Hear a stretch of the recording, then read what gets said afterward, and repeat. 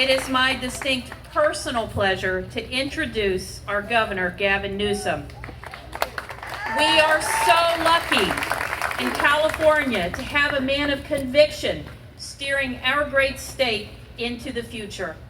This budget reflects his bold leadership and priorities, and I very much look forward to our continued partnership and friendship. Governor Gavin Newsom.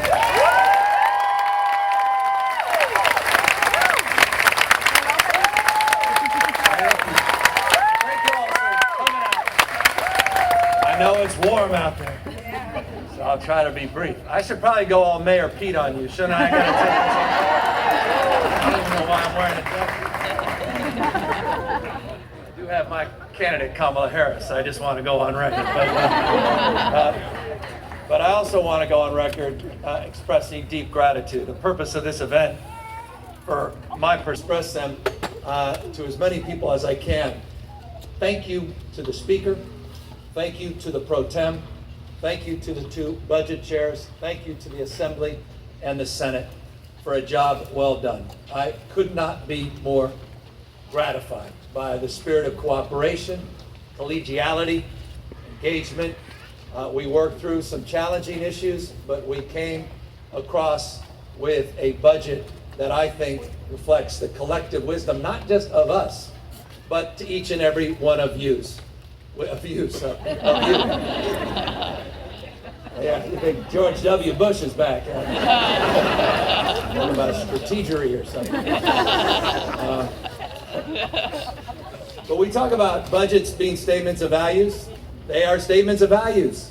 Those values are reflected in each and every one of you. California values were reflected in this year's budget.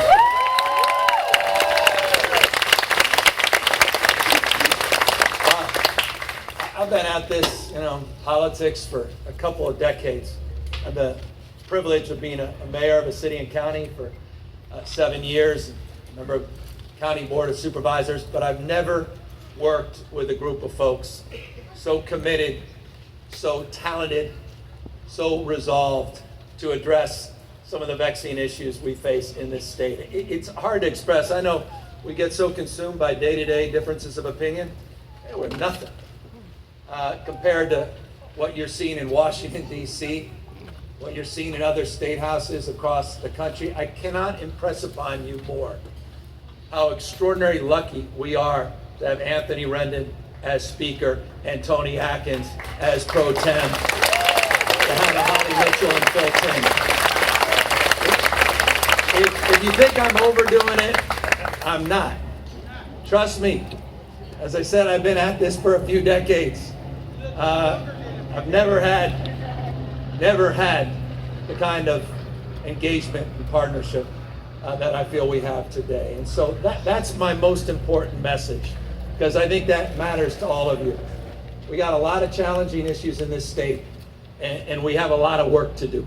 Nothing no more challenging than what's up on this board, addressing the issue of affordability. California is growing, by the way, growing at a rate substantially higher than the United States of America. But we're not just about growth, we're about inclusion. We have to mind the gap between the haves and the have-nots. That's our mandate. You can't live in the richest and the poorest state and live in a just society. We have got to mind that gap. But we don't do it in a way that begrudges other people's success. We're not just focusing with respect on redistribution, we're focusing on pre-distribution. Focusing on what the Speaker was focused on, and that is opportunity gap. Focusing on the readiness gap. We focus a lot on the achievement gap, but the achievement gap is not just something that manifests after you get into kindergarten and you get into college. It's something that begins at the beginning. If we don't get serious about preschool, we're not serious about the achievement gap. And as the Speaker, we've been talking about that for years and years and years.